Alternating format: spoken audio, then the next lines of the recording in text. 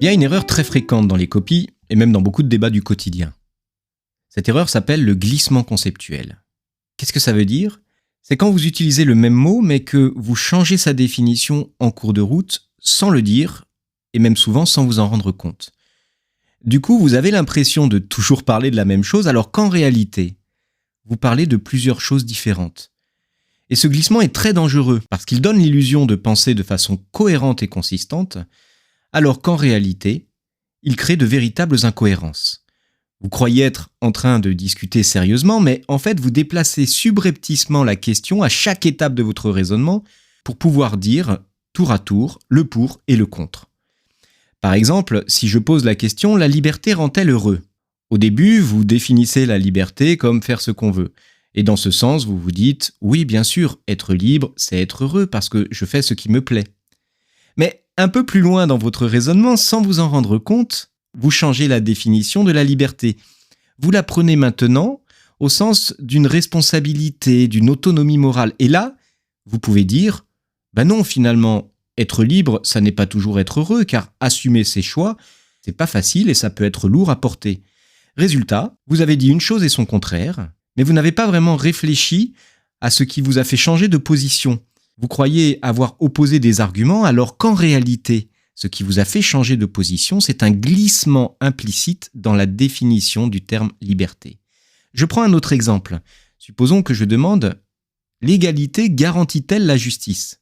Si par égalité vous entendez donner la même chose à tout le monde, vous verrez vite que cette égalité peut alors sembler injuste. Si l'on donne exactement la même ration de nourriture à un adulte et à un enfant, ce n'est tout simplement pas juste, ça n'est pas équitable.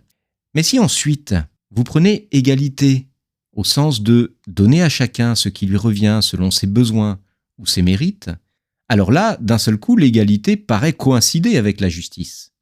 Vous voyez le piège ? Dans votre raisonnement, vous êtes passé d'une définition à l'autre sans vous en rendre compte. Et vous avez l'impression de parler encore de la même chose en ayant trouvé une objection valable, alors qu'en fait, vous avez juste changé de terrain et commencé à parler de toute autre chose.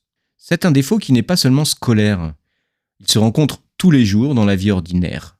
Imaginez par exemple une réunion de travail où l'on discute d'efficacité. Au début, tout le monde est d'accord, il faut être plus efficace. Mais comme très vite, les définitions divergent sans qu'on s'en aperçoive, pour les uns alors, l'efficacité sera de produire plus vite, pour d'autres ce sera de produire mieux, et pour d'autres encore, ce sera de produire à moindre coût.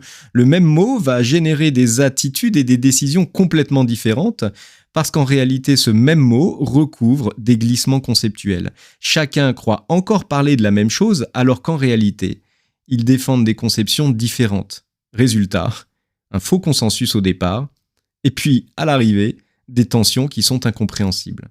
Voilà ce que fait le glissement conceptuel. Il brouille les débats, il donne l'impression d'être d'accord quand on ne l'est pas, ou au contraire, il donne l'impression de s'opposer alors qu'on a commencé en fait à parler de choses différentes. C'est pour ça que l'analyse conceptuelle consiste à insister sur la rigueur des définitions, pour empêcher tous ces tours de passe-passe complètement involontaires.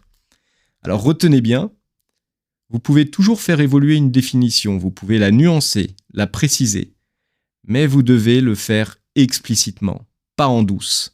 Sinon, votre raisonnement ressemble à un jeu truqué.